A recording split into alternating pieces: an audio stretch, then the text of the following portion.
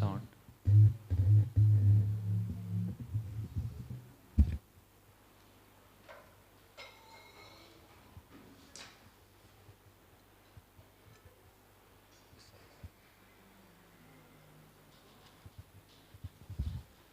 Hare Krishna. So today we will be discussing on the beautiful characteristics of Lord Sri Chaitanya Mahaprabhu.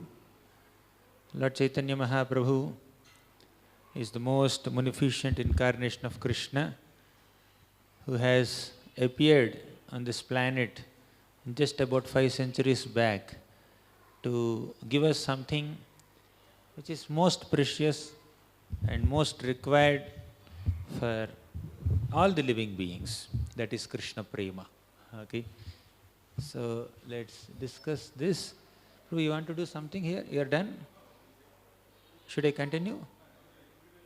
Okay, fine, great.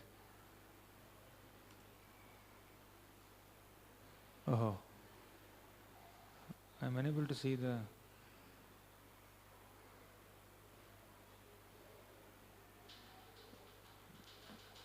I'm unable to see the screen, bro.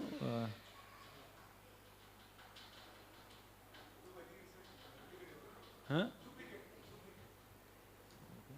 Duplicate means? Control? This is Mac. This is Mac. It's Command P. Command is free. It's Command P.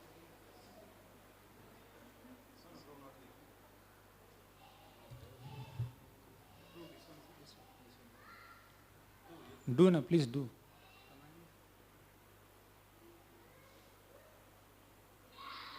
Remove this. Remove this. Oh, you're seeing no problem, huh? It's slide mode, not the slide. I need to see this. Okay, fine. Yes, you can connect. Hare Krishna. So, before discussing about the characteristics of Lord Chaitanya Mahaprabhu's mercy, let's discuss about Mahaprabhu's Tattva. So, who is Lord Chaitanya Mahaprabhu? He is the combination of Radha and Krishna. Radha Krishna Pranaya Vikritir Hladini Shaktirasmad Ekatma Navapi Bhuvipura Deha Bhedo Gatau Tau Chaitanyakhyam Prakata Madhuna Tadvayam Chaikyamaptam Radha Bhavadyuti Subalitam Naumi Krishna Swarupam. Radha Krishna Pranaya Vikritir. So, the transformations of Radha and Krishna's pranaya, the loving pastimes, are all manifestations of Hladini Shakti, the internal potency of Krishna. It's not coming there. Something wrong with the projector.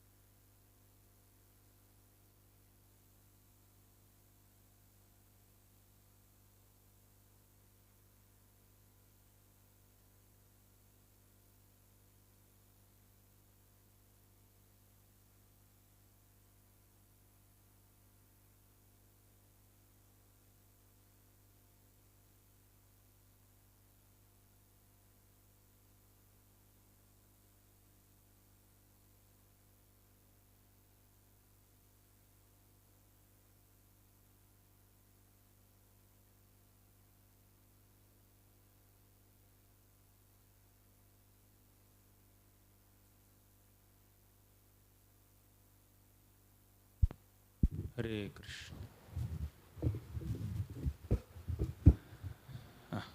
Thank you, thank you. Hare Krishna. Something wrong today. Okay, no problem. I'll adjust. Bro, you can take it there. You can do whatever experiment is needed. I'll start speaking. I don't want this. I just want the full screen. Okay, fine. Thank you.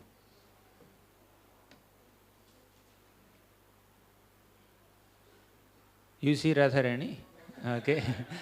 Be happy with Radharani Darshan. Hare Krishna. Let's not waste time. So, Gaura Tattva is described in Sri Chaitanya Charitamrita in this way.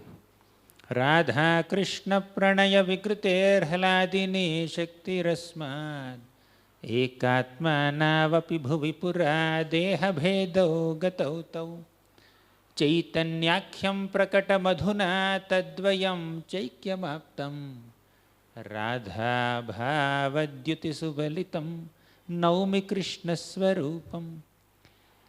Radha Krishna Pranaya Vikrutir Haladini Shakti Rasmat.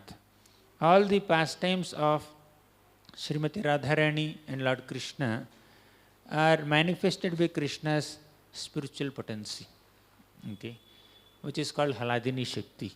The most confidential aspect of Krishna's spiritual potency is the Ananda potency, the pleasure potency. And all the Radha Krishna pastimes are manifestations of that Haladini Shakti. Ekatma now api bhuvi pura deha bhedo gatau tau. Although they are one, they have manifested in two forms. Deha bhedo gatau tau. And again they have become one. Chaitanyakhyam prakata madhuna tadvayam chaikyamaptam. Although they have manifested in two forms, again they have become one in the form of Lord Chaitanya Mahaprabhu, and it happened in this way. Radha Bhavadyuti Suvalitam Naumi Krishna Swarupam. Krishna has accepted Radha Bhava and Radha Dyuti.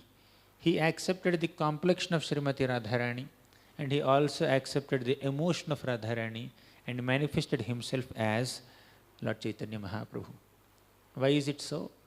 Because Krishna felt that I cannot sufficiently reciprocate with the love and affection that is shown by the gopis towards me. And the best of all the gopis is Srimati Radharani. So I don't have the sufficient capacity, bandwidth to reciprocate with the unlimited loving service rendered by the gopis of Vrindavan. I can't do much. Okay. Therefore, the only way I can glorify their prema is by manifesting myself in their mood. Okay, I cannot reciprocate with their love. I cannot repay. Naparayeham niravadya samvijam. Krishna himself told the gopis of Vrindavan, even if you give me one full lifetime of Brahma, I don't have the capacity to repay my debt to you. I owe a lot to you for all the wonderful service you have done. I cannot repay sufficiently. So better you be satisfied with the service that you have rendered. I can't repay. So what does that mean? It means that when we sincerely render service to Krishna, selflessly render service to Krishna, that selfless service itself satisfies ourself. In comparison to the satisfaction of selfless service, even Krishna does not have anything more, anything better to offer to us. Gopis, Krishna told that gopis, I cannot sufficiently reciprocate with the loving service that you have done to me. You be satisfied with your own seva. I don't have anything to repay to you. So, as a testimony to their unlimited divine love, Lord Krishna accepted Radharani's mood and became Lord Chaitanya Mahaprabhu, right? It's a testimony for the gopis' love. So there are multiple reasons why Mahaprabhu appeared as, why Krishna appeared as Sri Chaitanya Mahaprabhu. श्रीराधाया Pranay विकृतेर्हलादिने श्रीराधाया Pranay महिमा कीदृशो वा नयैव स्वाद्यो येनाद्भुतमधुरिमा कीदृशो वा मदीयः सौख्यं चास्यामदनुभवतः कीदृशो वेत्ति लोभात् तद्भावाढ्यः समजनिशची गर्भसिन्धौ हरिन्दुः. Although Krishna is the Supreme Lord, he has three unfulfilled desires. Three desires that he could not fulfill. Although he is Atmarama, although he is Aptakama, he also has some desires to be fulfilled, and three he could never fulfill. First, Shri Radhaya Pranaya Mahima Kidrisho Vanayaiva. What is the Pranaya Mahima? What is the greatness of Srimati Radharani's love? He could never understand. She is doing service to me, and I am receiving her service, but her happiness is 10 million times more than my happiness. What is this? So Krishna became very curious to understand the greatness of her love. Because of her love, loving service, she is deriving so much happiness. He is curious to understand that love. Then, Svadyo yenadbhuta madhurima kidrisho vamadiyah. I can't understand the extent of my own sweetness. My sweetness is best relished by Srimati Radharani, and I don't have the ability to relish my own sweetness.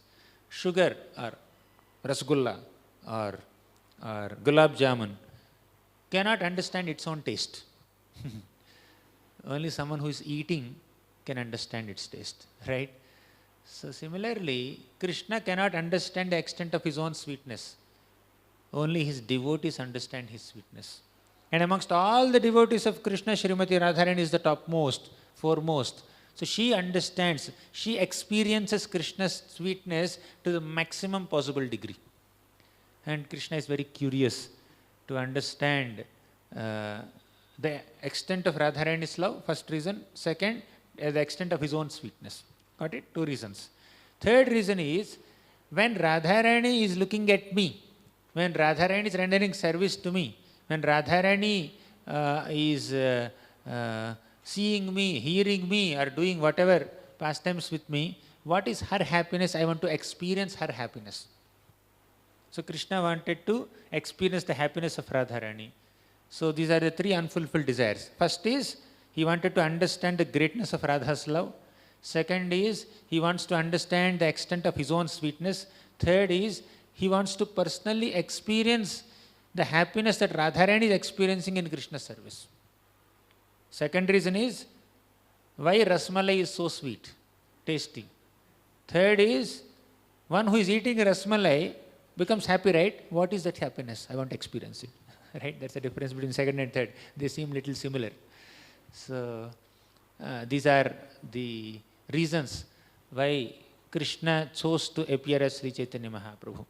Tadbhavadhyah samajanishachi garbhasindhau harinduhu. With these three unfulfilled desires in his heart, Lord Krishna appeared as the son of Sachi Mata. Okay.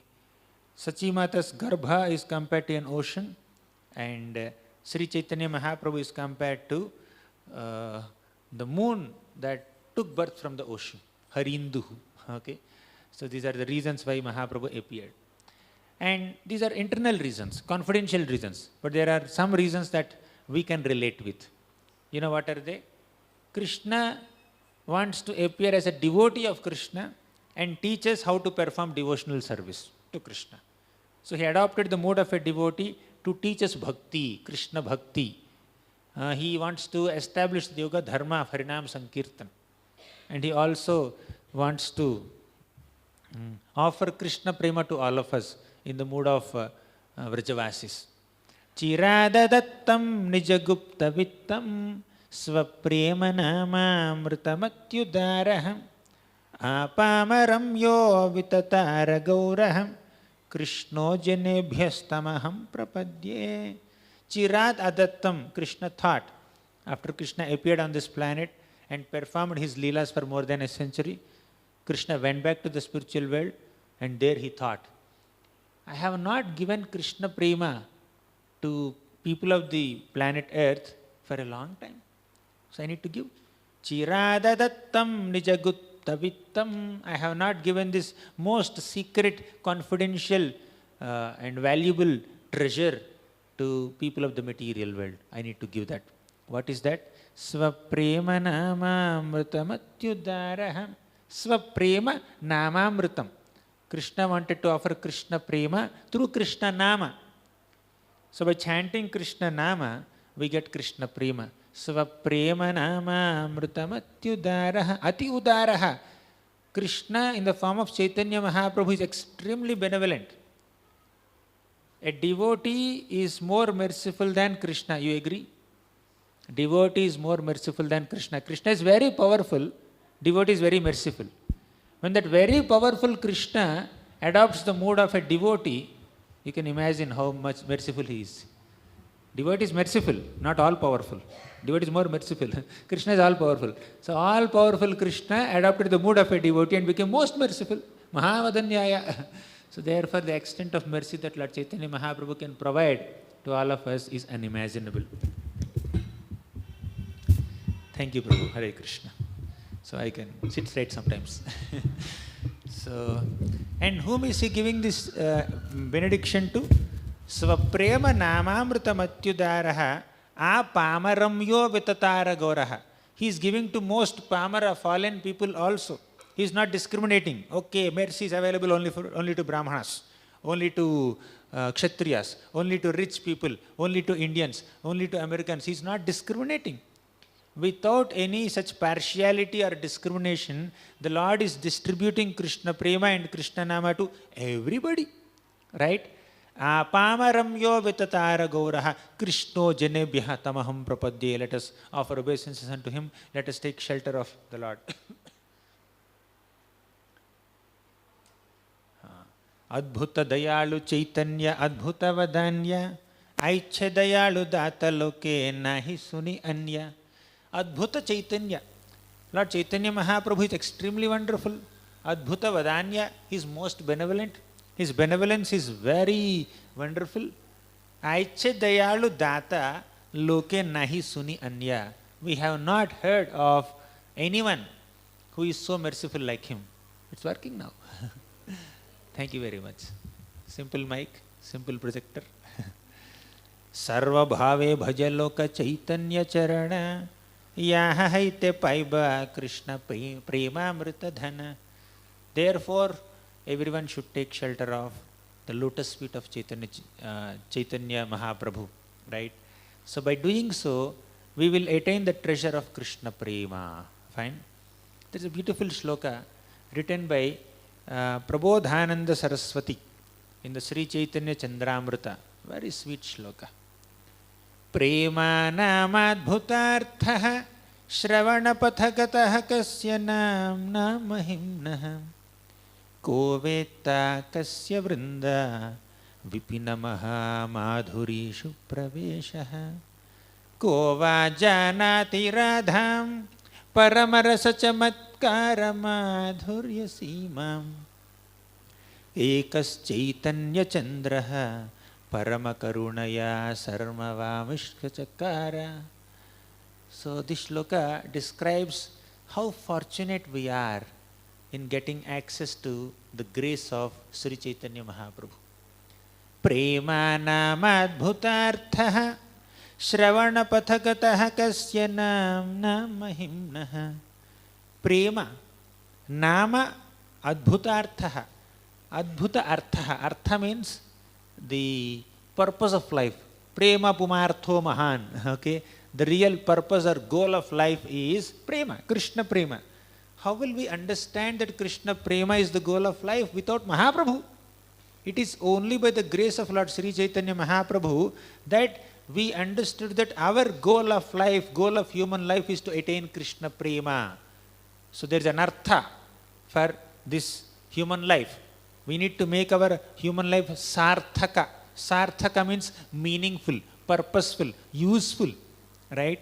So that purpose of human life is achieved when we attain Krishna Prema And Krishna Prema is the goal of your life. Who taught this to all of us? Chaitanya Mahaprabhu.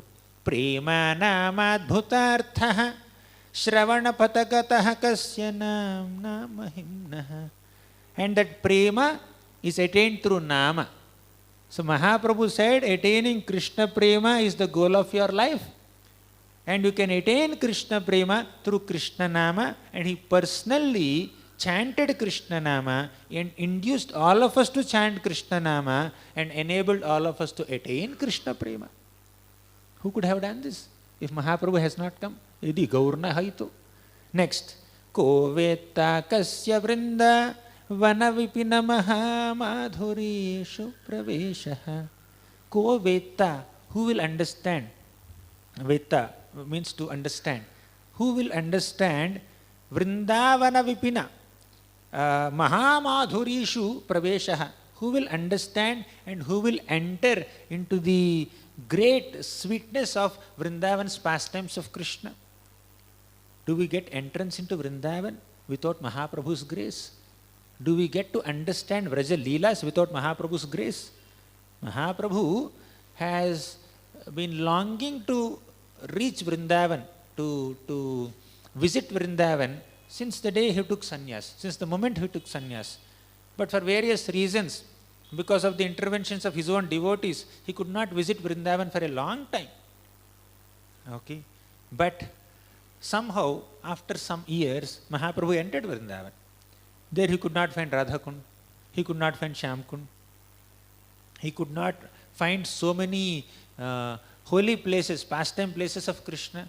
All of them are covered in about 4,500 years after Krishna's departure.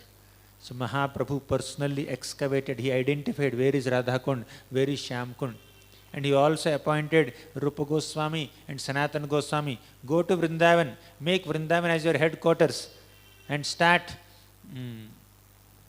excavating holy places, erect temples, establish worship there and enable people to access Radha Krishna. Mahaprabhu told, Ko veta kasya vrinda vana vipina maha madhurishu praveshaha. The sweetness of Vraja Leelas and Vraja Bhakti cannot be accessed without the grace of Lord Chaitanya Mahaprabhu. Ko va janati radham paramarasa chamatkara madhurya simam. Ko va janati radham. Who will know Srimati Radharani? Even knowing Srimati Radharani is unimaginable without the grace of Lord Chaitanya Mahaprabhu.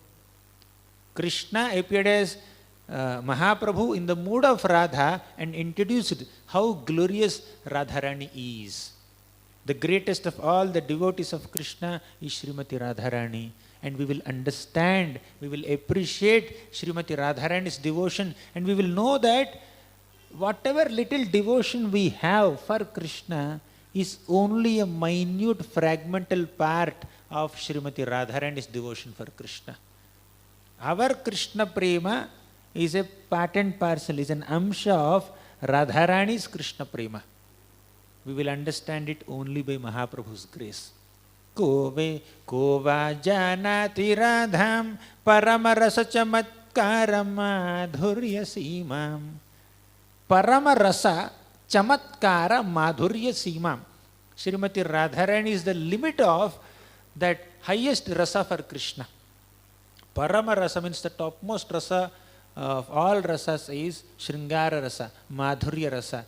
And Srimati Radharani is the limit of that Madhurya Prema for Krishna. She manifests Madhurya love for Krishna more than any other consort of Krishna could ever manifest. In fact, all the gopis of Vrindavan, all the Lakshmis of Vaikuntha, all the queens of Krishna in Dwaraka, they are all expansions of Radharani. The conjugal love that they show towards the Supreme Lord in his various forms is only a part and parcel of Radharani's conjugal love for Krishna.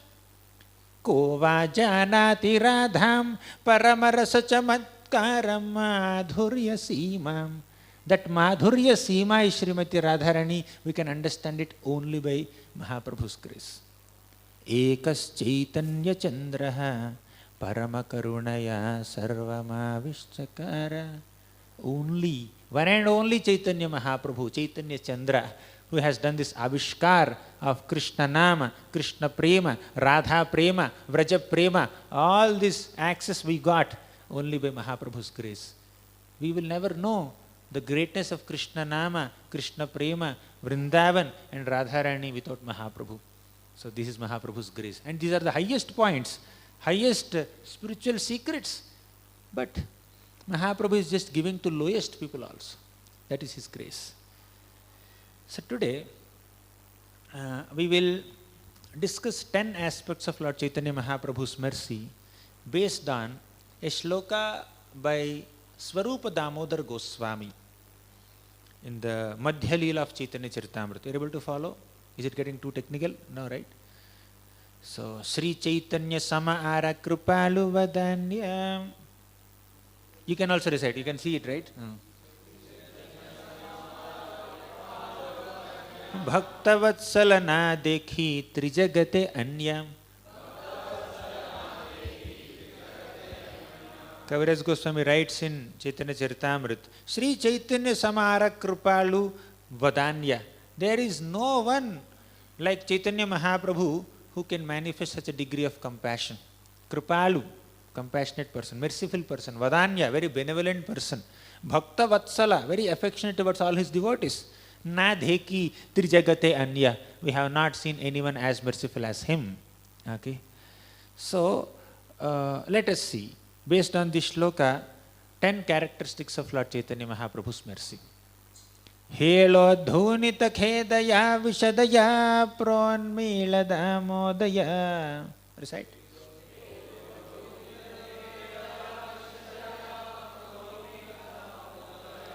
Helodhunita khedaya vishadaya pronmila damodaya.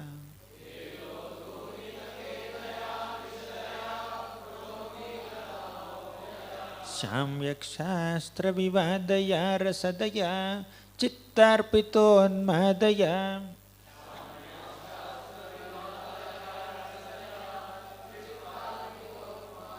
Shashvat Bhakti Vinodaya Sabadaya Madhurya Maryadaya.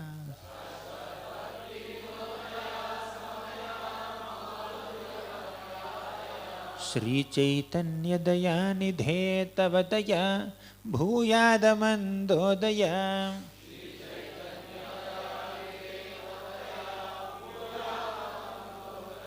If you have noticed, there is 12 dayas in this one shloka. Helo dhunata khe daya vishadaya pronmila damodaya.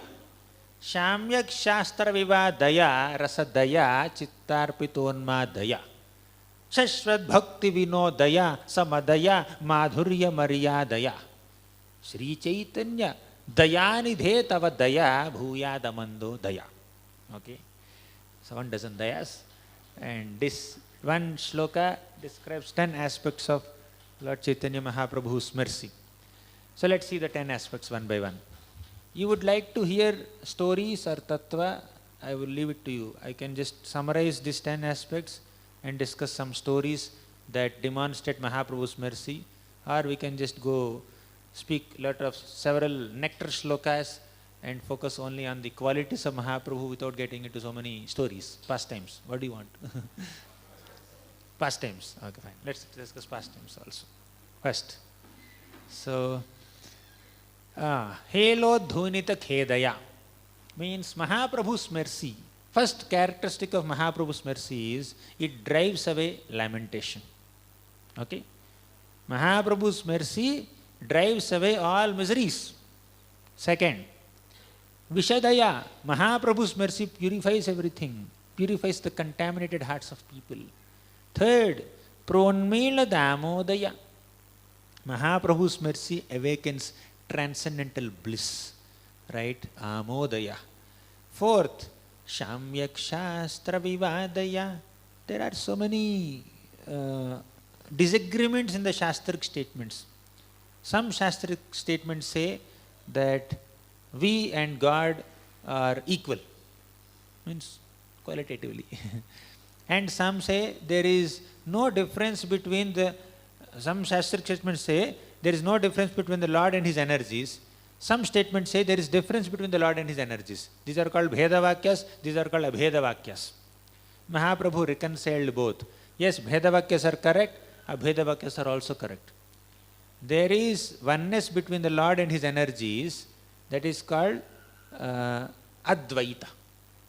There is difference between the Lord and his energies, this is called Dvaita.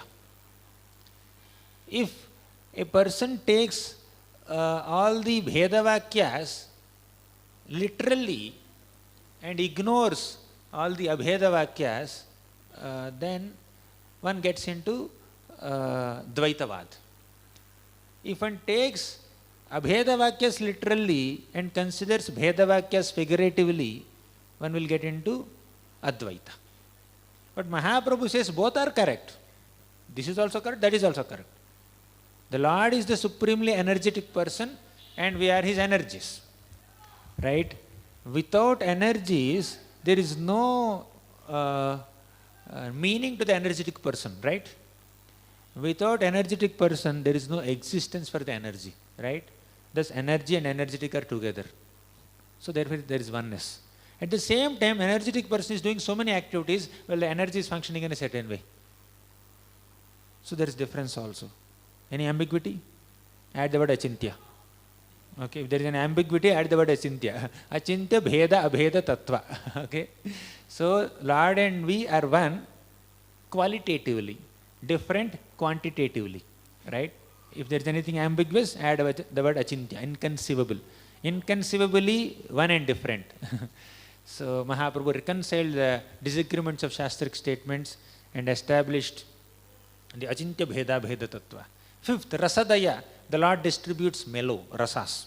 Sixth, chittarpitonmadaya, the Lord causes jubilation of heart.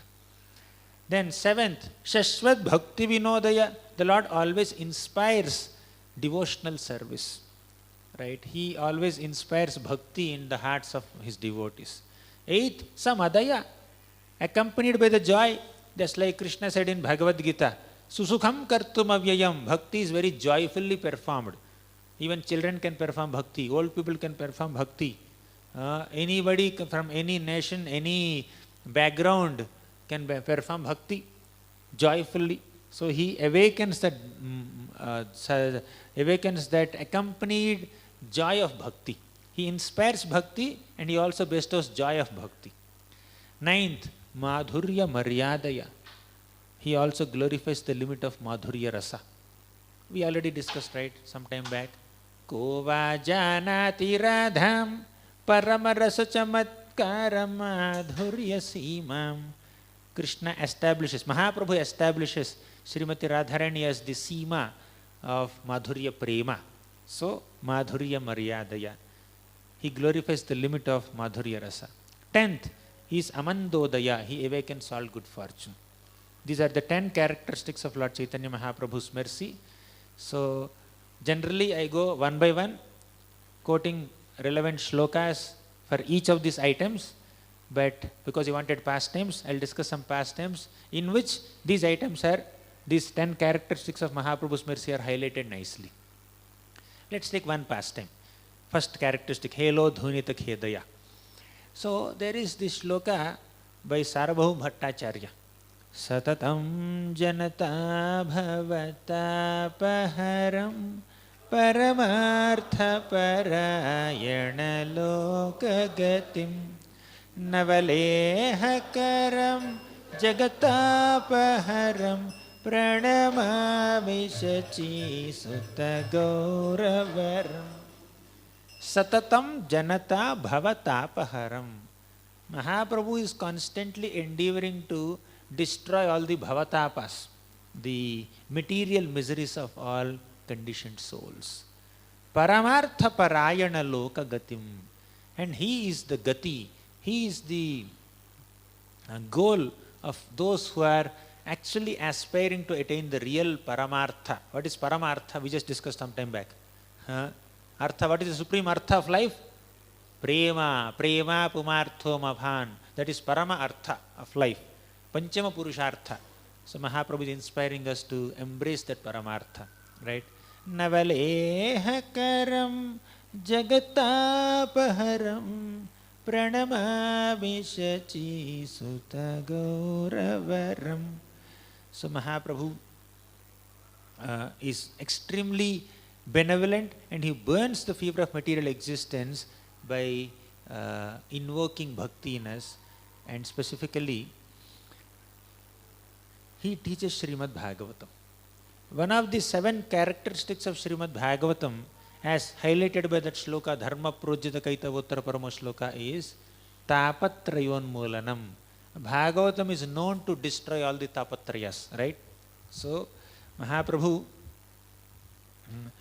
established Srimad Bhagavatam as the topmost evidence, as the supreme scripture, and as enabled Tapatrayon Moolanam in the lives of all living beings, especially human beings, those who have taken shelter of Mahaprabhu. Now, let's discuss one little story. So, there is this Vasudeva leper. Lord Chaitanya Mahaprabhu was planning to go for South India Yatra. Okay.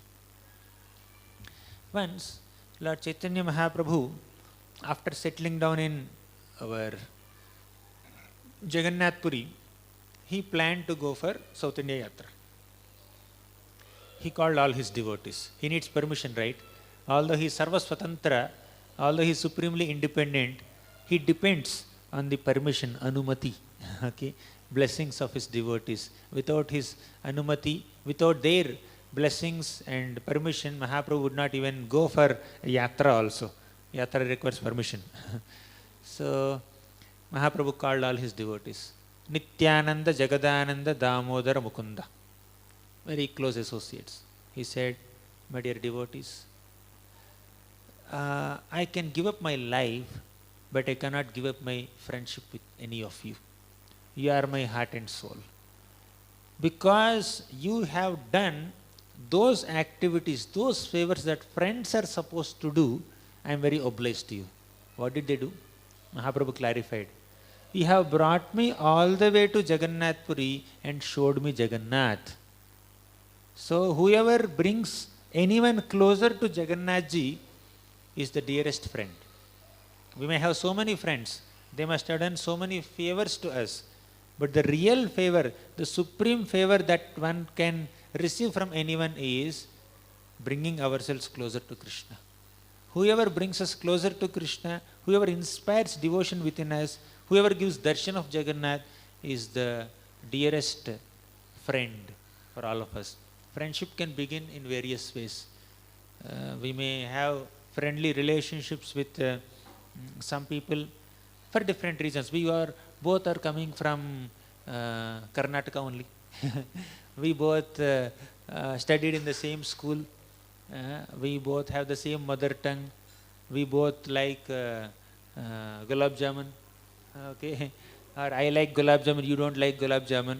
So whenever you get gulab jamun, you give it to me, right? Thus friendships can be established based on multiple reasons. Okay, but the greatest reason, topmost reason for establishing a cordial relationship between two people is one of them brings other person closer to Krishna, right? So when we try to inspire each other in coming closer to Krishna, then our friendship is thick. Friendship is spiritual. Otherwise it's a material friendship on a bodily plane. So Mahaprabhu said, I thank all of you, Nityananda, Jagadananda, Damodara, Mukunda. You have brought me all the way to Jagannath Puri and showed me Jagannath Ji. I am very obliged to you. Thank you so much. Now I have a request for you.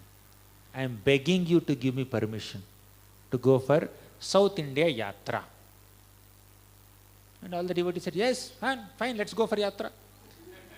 Let's go, nahi. I will go, you stay back. Right? So I will go for Yatra, you should stay back at Jagannath Puri. Then everyone is shocked. They are not very happy to give permission. Why is he asking permission? He's taking us, right? They were thought like that for a moment, but Mahaprabhu caused a lot of disappointment in their hearts. He said, I cannot take you for Yatra. Then all the devotees said, why I want to go alone? Then Mahaprabhu said, my brother, elder brother, who is elder brother of Mahaprabhu? Vishwambhar, Vishwarupa. So Vishwarupa has already taken sannyas when Mahaprabhu is a very small child, Nimai. So then Mahaprabhu said, I want to search for my brother. I have heard that he is somewhere in South India, I will go and search for him. By the time, Vishwarup has already attained Siddhi Prapti. He has already attained the spiritual world, he is not there in this world, and Mahaprabhu knows that. But still, he said, I want to go and search for my brother. And he was cheating his devotees, cheating Jagannath Puri devotees. You know why? He is cheating his own personal associates to give Krishna prema to all of us, South Indians. Right? So, he wanted to induce Krishna prema in the people of South India. He wanted to give Krishna nama to all of them. Therefore, he told, you don't come with me, I will go alone. Fine, if he takes them, what's the problem? They can also come, right? They will also assist Mahaprabhu in distributing Krishna prema. Distribution will become faster. Okay, book distribution. This is love distribution. So, love of Godhead distribution is happening. If Mahaprabhu takes 4 more assistants, what's the problem? Mahaprabhu said there is a big problem. Problem number 1 with Nityananda Prabhu. Okay, Nityananda Prabhu does not allow me to follow my sannyas rules. I was coming from Shantipur to Jagannath Puri. On the way, I just entered this Nadi, Dandabhanga Nadi, to take bath. And by the time I took bath and came out, Nityananda Prabhu broke my sannyas danda into 3 pieces and threw them into the river. And he is lying to me. He said, I am dancing and chanting in ecstasy and I fell down on my rod and I broke it. Right?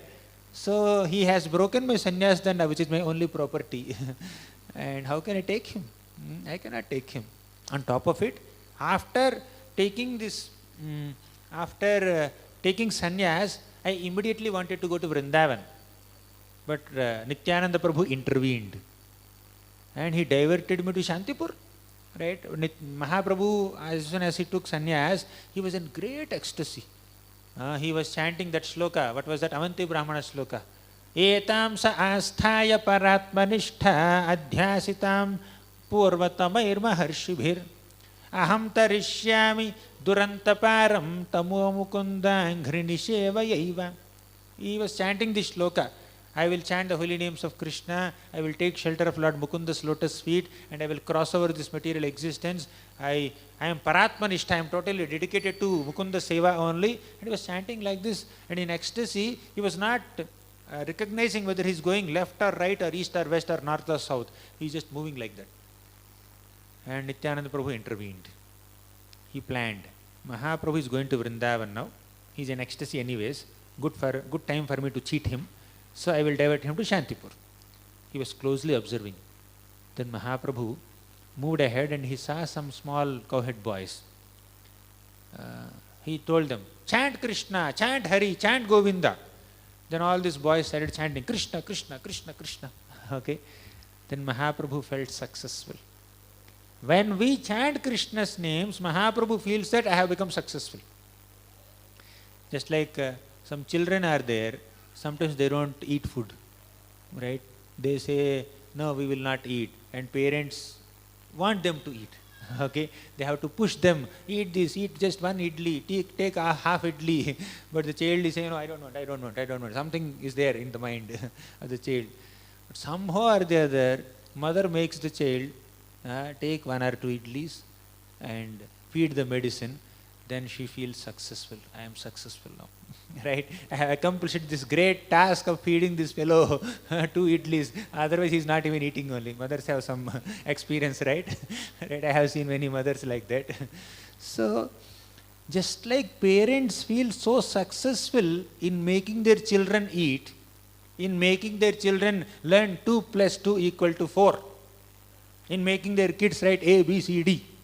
Similarly, Mahaprabhu also feels successful in making us chant the holy names of Krishna. Right? If we say Krishna, Krishna, he feels very successful. Yes, I have become successful now. They are chanting. So Mahaprabhu felt very successful in making these cowhead boys chant, and then he moved ahead. Basically, the Lord comes in the form of so many incarnations only to induce us to take his shelter, And the most effective of taking shelter of Krishna is to chant his holy names. And Mahaprabhu specifically came to, to make us chant. So Mahaprabhu is moving in ecstasy. Then Nityananda Prabhu came there. He called that boys, cowhead boys, and said, if Mahaprabhu asks you the way to Vrindavan, you should show him this pathway next to Ganga. And the cowhead boy said, yes, yes, we will do like this. And then they said the same thing to Mahaprabhu. And Mahaprabhu thought that that Ganga is Yamuna, and he started walking. Then you know what has happened. It's a very long story. So finally, Nityananda Prabhu diverted Lord Chaitanya Mahaprabhu to the house of Advaita Acharya. There it was decided that Sachimata said, you please stay in Jagannath Puri. Okay? So Mahaprabhu recollected all these incidents. I cannot take Nityananda Prabhu to South India Yatra because he did not allow me to Vrindavan Yatra. He did not allow me to go for Vrindavan. He did not allow me to carry Sannyas Danda also. If I take him to South India Yatra, what all he will do, God knows. Okay? He's God, but he's saying, I cannot understand. I cannot take him. Nityananda Prabhu said, Aicha hai. How can that happen? I will come with you. He said, take some of us with you, and better you take me. If you take me, I will take you to all most holiest places in South India. I know South India in and out. Right? You please take me. Mahaprabhu is saying, you cannot come with me. So Nityananda Prabhu rejected. Next. Who is the next? Jagadananda. Jagadananda Pandit has the mood of Satyabhama. Very demanding, okay, very dominant, okay. So Jagadananda Pandit cooks some elaborate meals and expects Lord Chaitanya Mahaprabhu to eat. And Mahaprabhu says, I am a sannyasi, I am not supposed to eat so much, but he pushes him, you must eat this. If you don't eat it, I will not talk to you. He will not say that also, he will not give that announcement also. If Mahaprabhu does not act according to Jagadananda Prabhu's expectations even slightly, Jagadananda will go into Manlila. He will lock himself behind doors and he will not even speak for 3 days, he will not eat for 3 days. Mahaprabhu has to go and console him, pacify him. I'm sorry, feed me. Whatever you want, you feed me.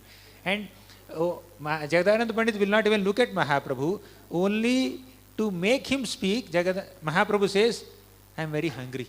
Today I want to eat the food cooked by you. Then Jagadananda gets ecstatic and he gets up from his seat and then he cooks elaborately and he would push him.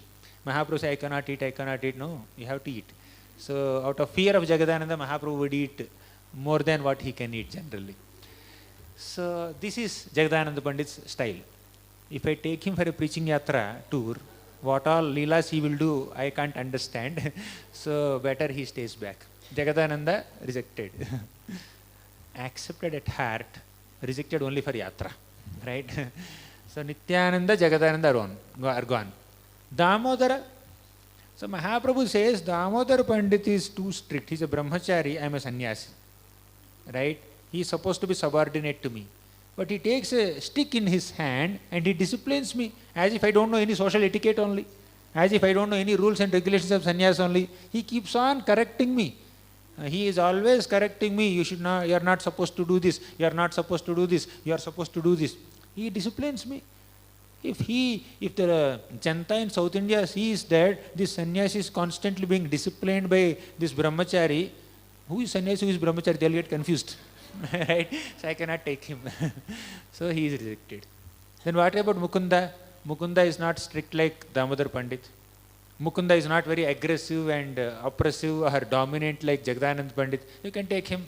Mukunda is even more dangerous in the sense that I do my rules, austerities as a sannyasi. I am supposed to take cold water bath even in the early morning, even in winter season. I have to lie down on the floor. So when I am following the natural austerities that sannyasis are supposed to do, Mukunda becomes so unhappy.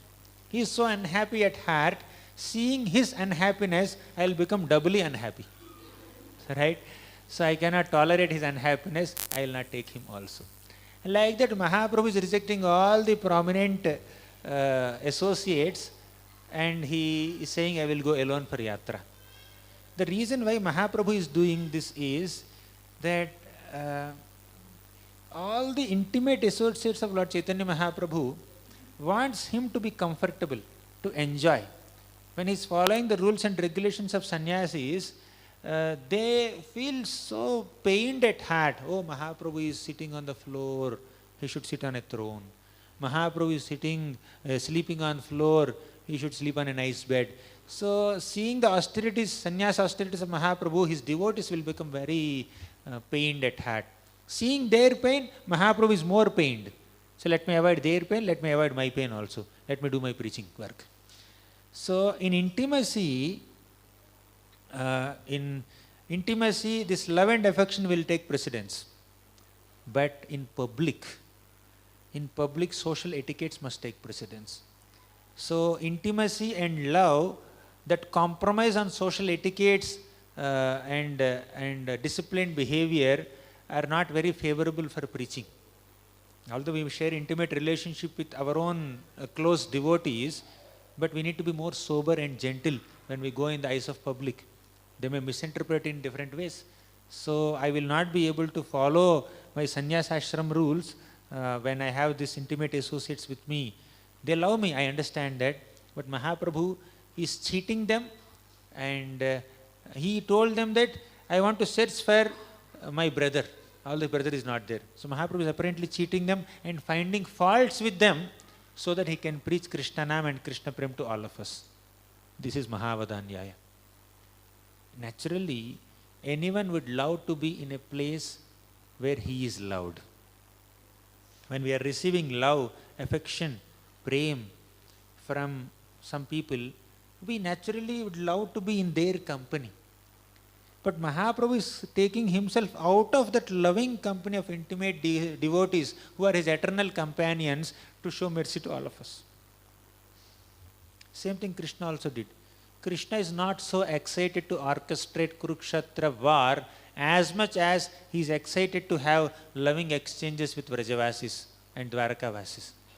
Krishna is more excited to perform such simple, sweet pastimes with the Vrajavasis and all the queens of Dwaraka.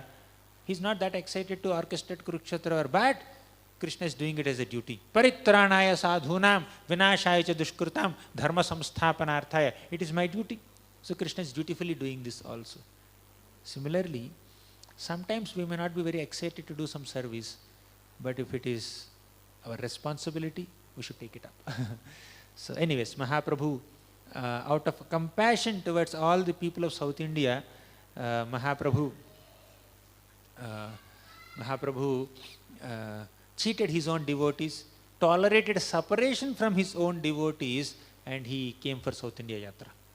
So when Mahaprabhu came to Kurmakshetra, on the way he was chanting Krishna, Krishna, Krishna, Krishna, Krishna, Krishna, Krishna, Hey. Krishna, Krishna, Krishna, Krishna, Krishna, Krishna, Krishna, Hey. Krishna, Krishna, Krishna, Krishna, Krishna, Krishna, Raksha Mam. Krishna Keshava, Krishna Keshava, Krishna Keshava, Pahi Mam.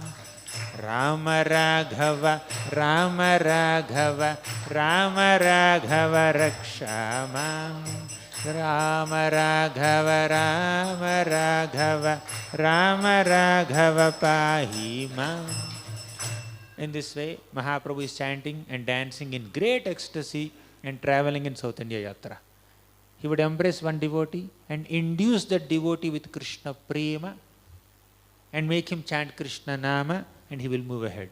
And that devotee who got the embrace of Mahaprabhu, he will go to his village and he will embrace few more people. They will also go into madness of ecstasy of chanting Krishna's name and dancing in Krishna Prem.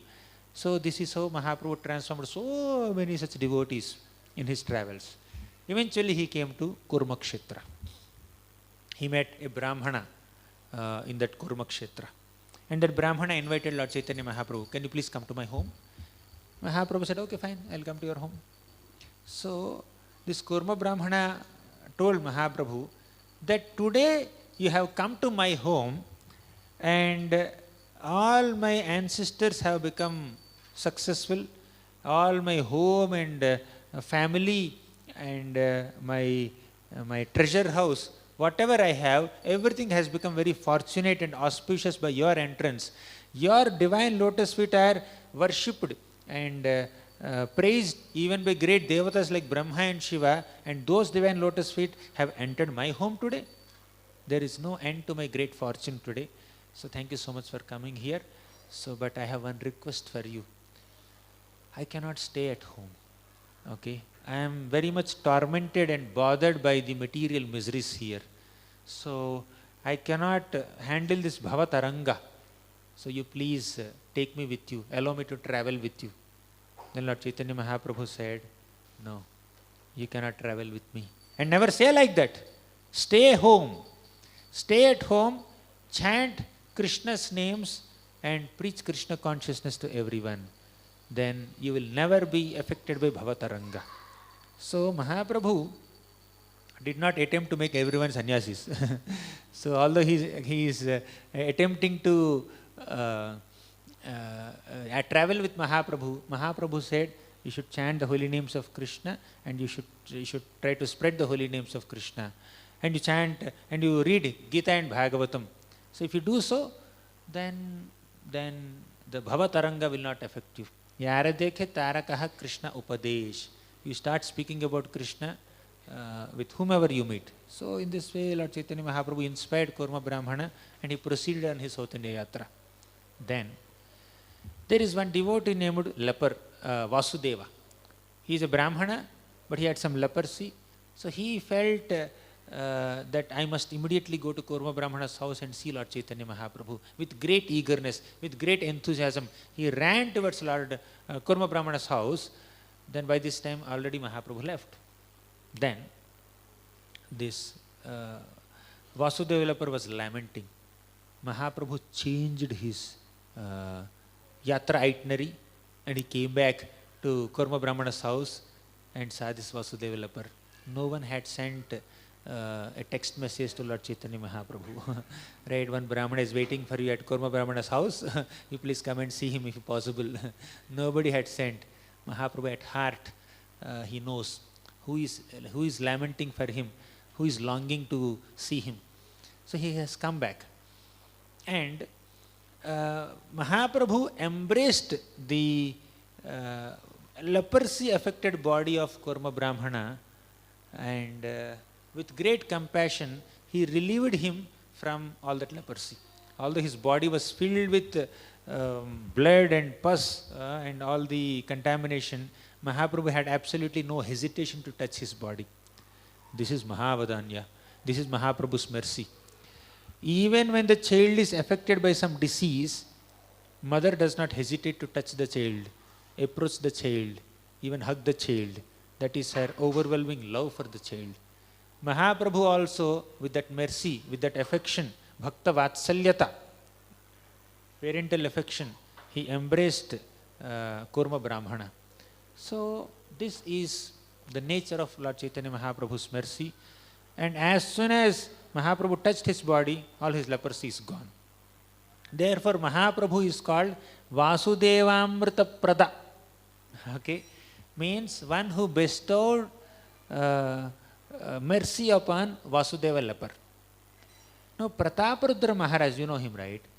Prataparudra Maharaj have heard that some sannyasi from Bengal has come to Jagannath Puri and settled there. But just within a couple of months only, he went for South India Yatra. After Mahaprabhu went for South India Yatra, this Prataparudra Maharaj came to know about Mahaprabhu and he has been longing to see Mahaprabhu since then. He waited for 2 years for Mahaprabhu's darshan. Mahaprabhu did South India Yatra for 2 years. So somehow this news that Mahaprabhu has delivered this Vasudeva leper has reached the ears of Prataparudra Maharaj. Then Prataparudra Maharaj understood Mahaprabhu is not an ordinary sannyasi. He is the Supreme Personality of Godhead Himself. Because with absolutely no hesitation, He has embraced the leprosy affected body of a Brahmana. That shows not just His power, His affection. So power is one thing. From a distance, He can just do some magic. All the leprosy is gone. That's power. But coming back from his yatra and embracing him shows affection. You understand? So affection and power are two different things. Right? So Mahaprabhu is powerful, great mystic in creating so many miracles of creating an instant mango tree. Okay, he will just plant the seed and it will become a tree and gives mangoes within a moment. So that's miracle, right? Like that, Mahaprabhu is not only into doing such miracles, he is also showing affection. So Prataparatu Maharaj could understand that Mahaprabhu is powerful and merciful, combination of power and mercy, and he thought he must be the Supreme Lord, right? Only the Supreme Lord is completely powerful and all merciful, right? So he has that Vatsalya affection, Bhakta Vatsalyata towards all his devotees. Okay. So now coming back to this Vasudeva leper episode, Vasudeva, his body was relieved from all this leprosy. At the same time, his heart is filled with all devotion, nourished with all devotion. Dhanyam tam naumi chaitanyam vasudevam dayardradhi nashtakushtam rupapushtam bhaktitushtam chakarayah. Dhanyam tam naumi chaitanyam vasudevam dayardradhi. How great and how fortunate is Vasudeva leper for receiving such a grace from Lord Chaitanya Mahaprabhu. What did he receive? Nashtakushtam, his leprosy is gone. Rupapushtam, he got a very beautiful form as a strong Brahmana with well-built body. Bhakti tushtam, on top of it his bhakti is nourished. Nashtakushtam, rupapushtam, bhakti tushtam, chakarayah. Now this Vasudeva leper said, my dear Lord, I received such a special mercy from you. So whenever a devotee receives some blessings from the Lord, either some external facilities or spiritual mercy, there is a possibility of a devotee becoming proud. So Vasudeva leper understood that I could become proud. Immediately he said, my dear Lord, let me not become proud. How can I not become proud? Can you please suggest some idea? Mahaprabhu said, chant the holy names of Krishna. If you chant Krishna's names, you will not become proud. Earlier Mahaprabhu said, Trinadapi sunichena tarorapi sahishnuna amanina manadena kirtanaya sadaharihi. If you are humble, you can chant the holy name of Krishna always. Now Mahaprabhu is saying, if you chant the name of Krishna, you will become humble. Our humility will help us chant better. Our chanting will make us more humble. By chanting Krishna, Krishna, Krishna, Krishna, Krishna thousands of times, we are acknowledging Krishna's greatness over us. We are acknowledging Krishna's superiority over us. We are considering ourselves subordinates of Krishna, right? So generally a conditioned soul is endowed with this false ego, thinking oneself to be the enjoyer, proprietor, master, controller, etc., etc. But if the conditioned soul is saying Krishna, Krishna, Krishna, Krishna hundreds of times, that means he is considering that Krishna is the controller, master, proprietor, enjoyer, I am not. If my sense of doership and enjoyership are more, I naturally cannot take someone else's name. If I am taking someone else's name, I am understanding that he is better than me. That humility is what Krishna's naam can create in us, can create in the heart of a chanter. So Mahaprabhu told, you chant Krishna's names, right? So this is one. There is one more episode like that. Once Lord Chaitanya Mahaprabhu, let me show the picture. Once Lord Chaitanya Mahaprabhu went to Sarvabhauma Bhattacharya's house to take prasad. So Mahaprabhu was very lovingly invited by Sarvabhauma Bhattacharya for taking meals throughout the month. Can you please come to my house every day for lunch? Every day? I cannot come. Mahaprabhu said, oh, if not 30 days, come for 25 days. 25 fine, right? 5 days to tea for you. Then Mahaprabhu said, 25 days I cannot do. Oh my God. At least 20 days you come. 10 days you eat somewhere else. 20 days give me that chance. You can't give me that also. Mahaprabhu said, 20 days is too much. It's 1/3, 2/3 of a month. I cannot come. Then he said, okay, fine, 15 days.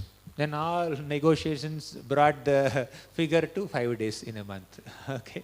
So Mahaprabhu finally agreed to eat 5 days. So Sarvabhauma Bhattacharya has so much appetite, not to eat, to feed. Okay. He has so much appetite to feed all the sannyasis in the locality there. And he wants to give first preference to Mahaprabhu. So Mahaprabhu went to Sarvabhauma Bhattacharya's home to take prasad. Very long story, to make it short. He was feeding so many items that he has lovingly prepared. And Shatir Mata. So the culture is not to address the woman directly with the name. Okay. Even in our childhood also we observed this. So we have some friend. Okay. That friend's mother. Okay. So and so sister. So and so's wife. So and so's daughter. So like that a mother is addressed. So here Shatir Mata. Direct name is not given. Shatir Mata means the mother of Shati, who is the daughter of Sarvabhauma Bhattacharya. Basically Sarvabhauma Bhattacharya's house, Sarvabhauma Bhattacharya's wife. So they both prepared so many items and he was lovingly feeding. Suddenly Amogha came there. So Amogha is the son-in-law of Sarvabhauma Bhattacharya. He said, this much prasad, 12 people can eat, and this one sannyasi is eating so much. So it's such an unpleasant comment. So those who are obsessed with the mentality of criticism, they can't see time, place and circumstances. They are so excited to express their feelings and emotions only, and they don't show any sensitivity towards the feelings and emotions of others. So Mahaprabhu is a very, very special guest in the house of Sarvabhauma Bhattacharya, and Sarvabhauma Bhattacharya, with deep love and affection, he invited Lord Chaitanya Mahaprabhu to his home, but with absolutely no sensitivity, this Amogha passed such a derogatory comment on Lord Chaitanya Mahaprabhu, and Sarvabhauma Bhattacharya was devastated by this. He took a stick, he chased Amogha. Amogha ran away, but Mahaprabhu, Sarvabhauma Bhattacharya is feeling that, my dear Lord, I have brought you to my home only to have you insulted at my home. I am such a fallen person, all condemnation upon me. And he chastised and cursed Amogha, let him die. Even if my daughter becomes a widow, I don't mind, let him die. So like that he was condemning, and even Shatir Mata also was condemning.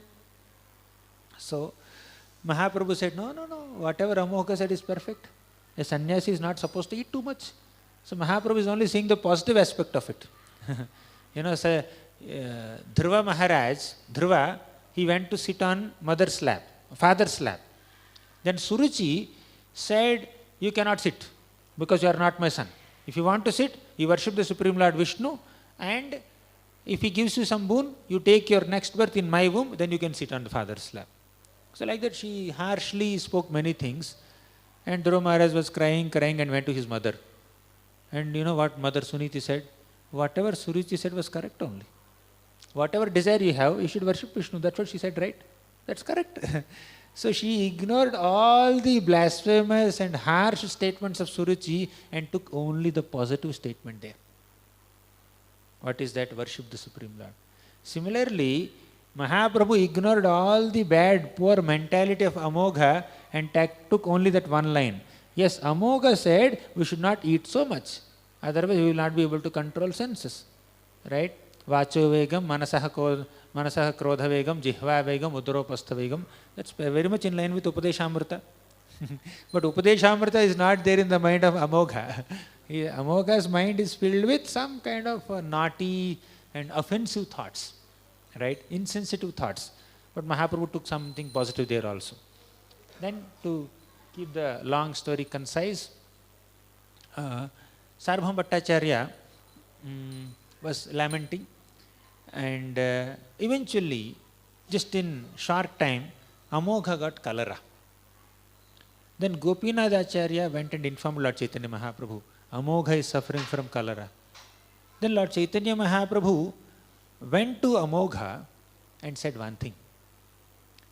He kept his divine lotus hand on the chest of Amogha and said, this is your heart and this is the place for Krishna to stay. Why did you allow envy, pride and greed to sit here? It is Krishna's seat, right? Why did you allow the anartha of pride and envy to sit here? Krishna will feel very uncomfortable. Can you please throw these enemies of envy and pride from your heart? So, even after, even Narasimhadev, after killing Hiranyakashipu, you know what he did? He definitely, he opened the abdomen of Hiranyakashipu and took out the intestines and wore the intestines as a garland. But he did one more thing. He tore apart the chest of Hiranyakashipu and plucked out the heart and then examined it like this. He looked at the heart, the organ heart. Okay, this is my place.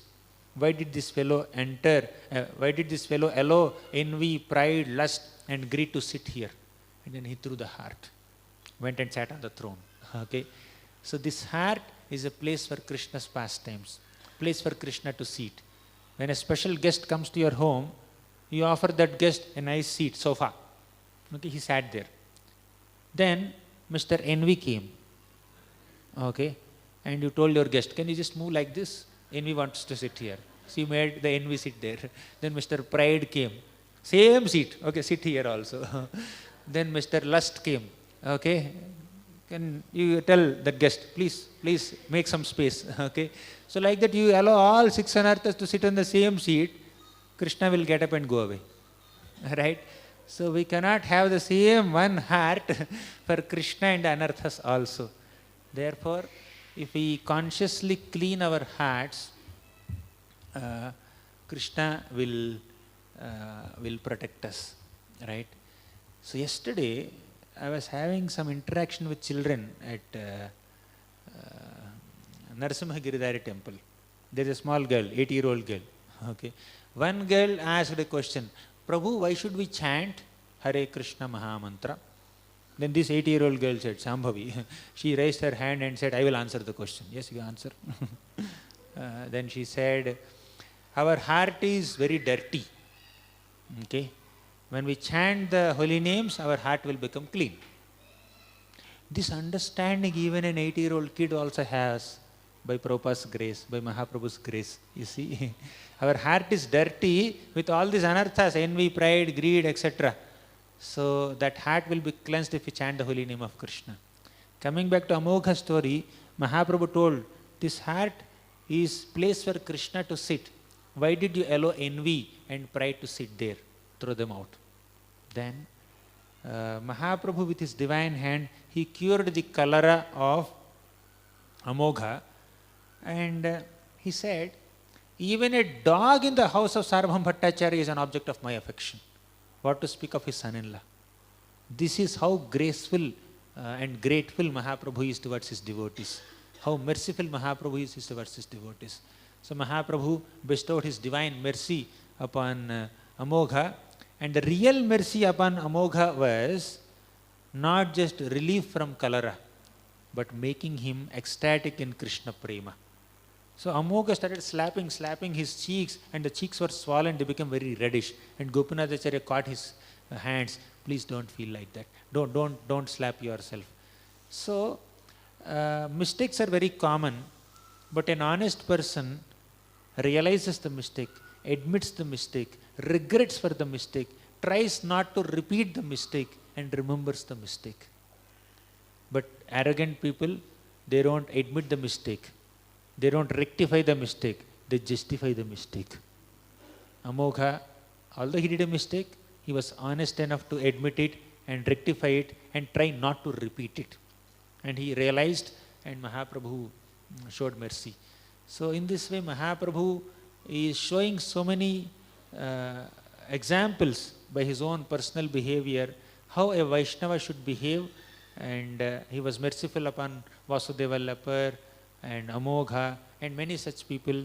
and induced them to chant the holy names of Krishna, and he's even cheating his own personal associates to give Krishna prema to all the conditioned souls. He's tolerating separation from his own personal associates at Jagannath Puri to give his association to the fallen souls of Kali Yuga, right?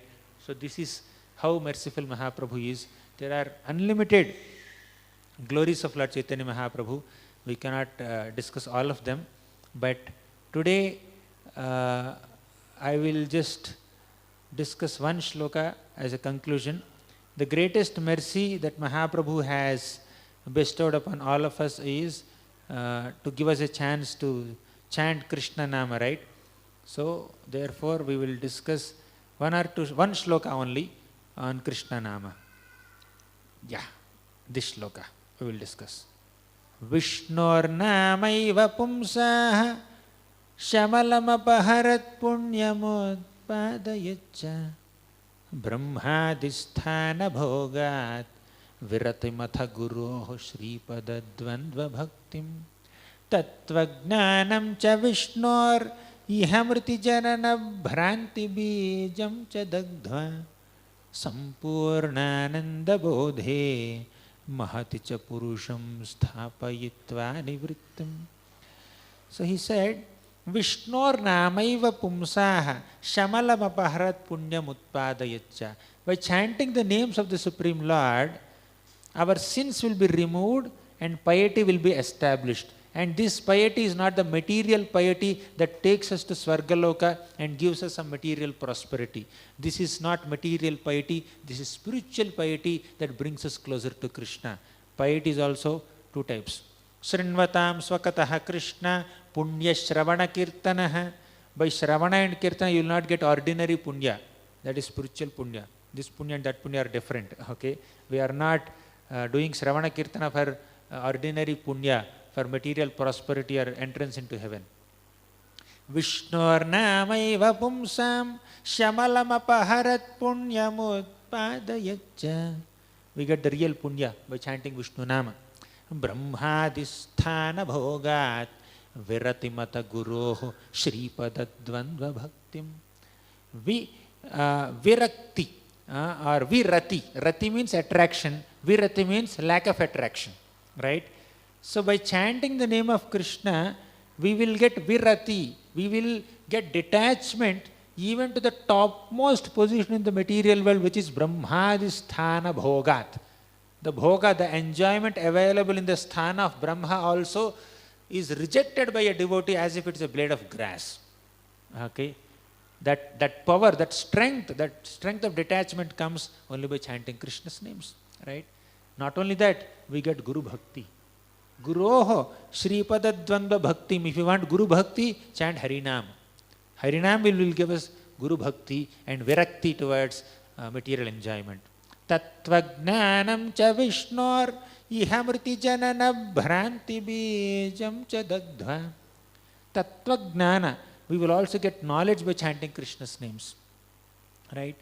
And Ihamriti janana bhranti bijam cha dagdva. So bhranti bijam. Bhranti is illusion. Bija means seed. The real seed of illusion to this that binds us to this material world is destroyed. All our attempts for sense gratification are because of that seed of illusion. That seed is completely destroyed by chanting Krishna's name. Sampurnananda bodhe mahaticha purusham sthapayitva nivrittim. The supreme pleasure, sampurna ananda, complete happiness is obtained by chanting Krishna's names. So Mahaprabhu has come here to bestow that sampurna ananda to all of us. The real pleasure of chanting Krishna's names. So let us express our gratitude to Lord Chaitanya Mahaprabhu for enabling us to access all these wonderful benedictions. And these are the 10 aspects of Mahaprabhu's mercy. We did not discuss all of them line by line, but we have discussed a couple of pastimes where Mahaprabhu's mercy is very evident. Okay. With this I will conclude. Thank you very much. Shri Chaitanya Charitamrita ki jai, Srila Prabhupada ki jai. Should we have any questions or comments? Yeah. Any questions? If anybody has any question.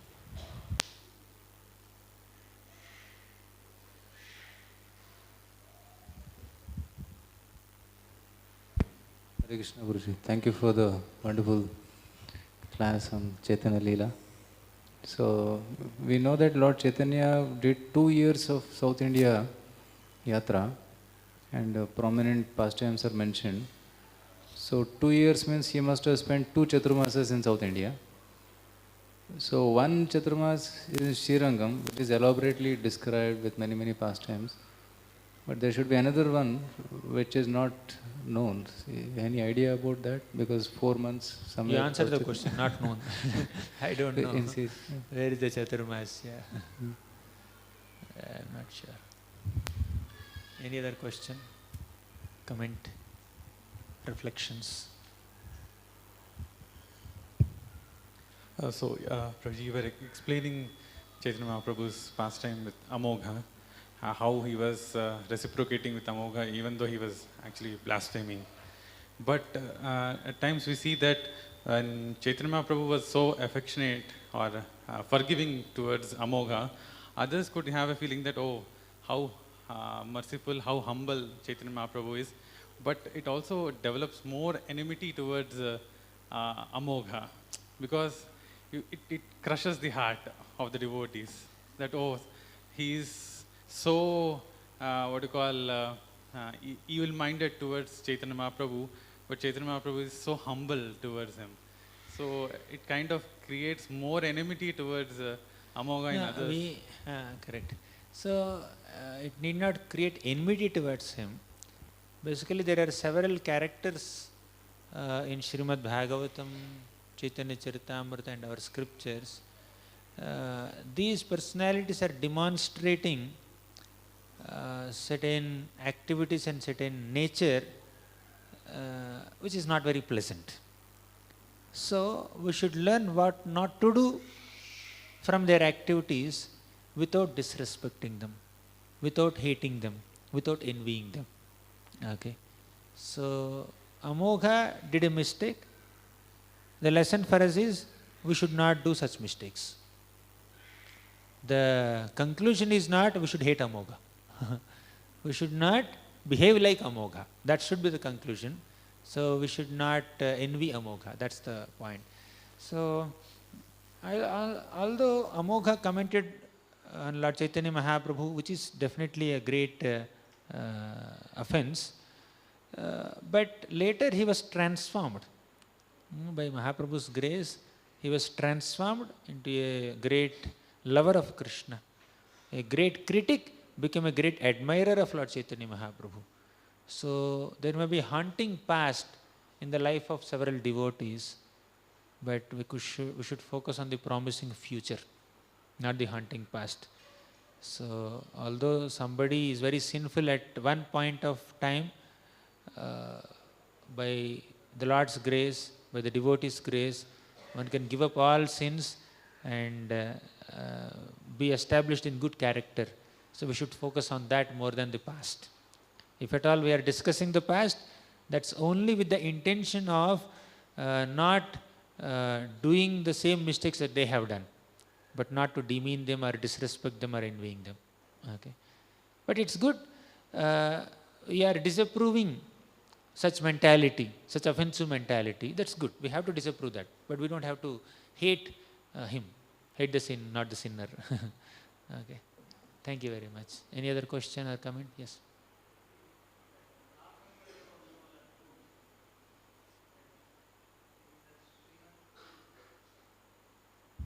Hare Krishna. You were mentioning about the Tapatrayonmulanam. So we are also reading Bhagavatam, but daily in the material world there is so much. Tapatrayonmulanam is not happening. Mind is filled with so much anxiety. Even sitting in the temple, so many thoughts are coming. That is there. Especially while chanting. Especially while chanting, right? So what should we do to come to that stage of? See, when Bhagavatam is described to be Tapatrayonmulanam, that does not mean literally all Tapatrayas are gone. Adhyatmika, Adi Bhautika, Adi Devika Kleshas are gone. Right? No more fever, no more cold, no more COVID, because I'm reading Bhagavatam. COVID cannot touch me. Okay, I'm reading Bhagavatam. I will not get any headache. I am reading Bhagavatam, so even in sunshine I will not sweat. Even in monsoon I will not become wet. Or mosquitoes cannot bite me. Should not bite me. All the natural calamities should not affect me. So that doesn't work. As long as we are in the material world, material nature functions the way it is, and we will get affected by it. But what is the meaning of Tapatrayonmulanam? Tapatrayonmulanam does not mean Bhagavatam literally removes the Tapatrayas, but Bhagavatam equips our consciousness with the necessary maturity to see misery as mercy of Krishna. We will be able to develop that maturity by which we see Krishna's hand in all pleasant and unpleasant circumstances.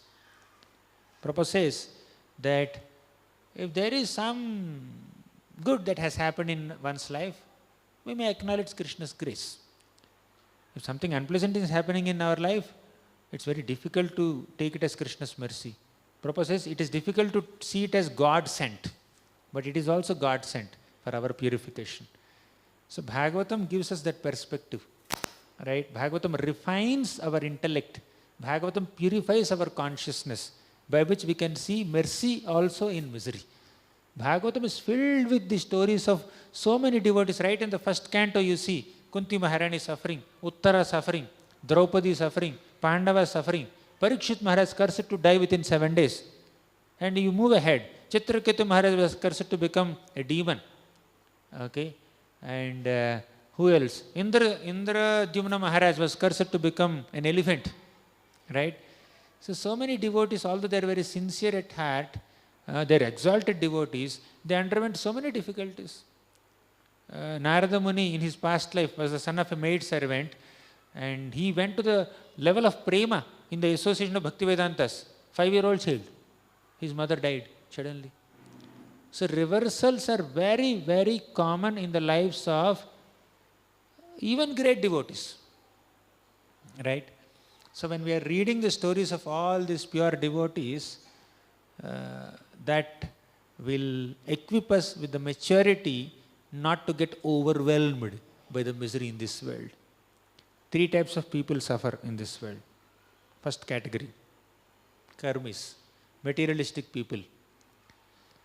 They suffer because of karma, their sinful activities. Clear? First case clear. Second case, practicing devotees, sadhaka bhaktas. They are practicing devotional service, they are chanting Krishna Nama. Okay? That can destroy all miseries, but they are miserable. Okay?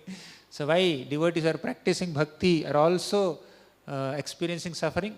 The reason is anarthas. Still there are some traces of kama, krodha, lobha, moha, right? Because of that there is some suffering. Second reason is aparadha. So they are doing devotional service, they are chanting, but there may be nama aparadha, Vaishnava aparadha, Seva aparadha, Guru aparadha, Dhama aparadha, so many aparadhas are there. So these aparadhas and anarthas are the reasons for a practicing devotee's suffering, and that suffering will only purify the heart. Krishna will give a token punishment to purify the heart of a practicing devotee who is still having a lot of anarthas and aparadhas, right? What about pure devotees? So practicing devotees suffer for their purification. Pure devotees suffer for their glorification. Okay? Pure devotees suffer because Krishna wants to prove how dedicated and faithful a devotee is. Even if my devotees face so many reversals, obstacles, calamities in life, still they don't give up their faith in me. Just like Pandavas, first canto. They underwent so many reversals. Aho kashtam, aho anyayam yadyuyam dharmanandana. But still they did not give up. Vipra dharma achyuta ashrayaha. Vipra, devotees. Dharma, bhakti. Achyuta, Krishna. They never give up Krishna, Krishna bhakti and Krishna bhaktas. Okay. Although they faced reversals. But in average sadhaka, his faith may be shaken up when there are reversals. But pure devotees, they don't give up their faith in Krishna. So to announce how faithful pure devotees are, Krishna causes suffering in their lives also. So we should see in that light. Make sense? Hare Krishna. So we'll conclude here. Any other questions? Okay, thank you. Huh? Two online questions. Online it's happening? Okay. Yes. Online, there is a question by Vrinda Mataji. You mentioned that all the concerts of Krishna are all Srimati Radharani's parts and parcels, her amshas. But in this case, all the concerts of Krishna, the Lakshmis, Gopis, Queens of Dwarka, etc., should be able to give the same amount of love to Krishna if they are the parts of the divine perfect love. But this is not the case, as Srimati Radharani is the best. So can you please explain how this statement works? The question has the answer. It's easy question. They are parts and parcels, they are amshas, right? So if she is the source and the expansions are just amshas, how can they exhibit as much love as she showed? Right? So Radharani is the supreme epitome of love. She is the complete abode of Krishna Prema, and her amshas will show an amsha of her Prema. Right? The Queens of Dwaraka, Lakshmis of Vaikuntha, they are amshas of Radharani, right? So their Prema for the Lord is also amsha of her love. Okay? It cannot be full. First rank is always Radharani. No one can defeat her. It will not go into any fluctuations any time. So Radharani always gets the first rank. Okay. Next question. Her entire existence is meant for Krishna's pleasure. Yes, Prabhu. Hare Krishna Prabhu, you are quoting so many verses. How are you able to remember these verses? One child also asked, Sri Radhika. She asked how to remember so many verses in our kids' class. So, I would say if you love the shloka, you will remember the shloka. You should fall in love with the shloka either for its meter or for its meaning. It will go into memory. Okay, that's the first step.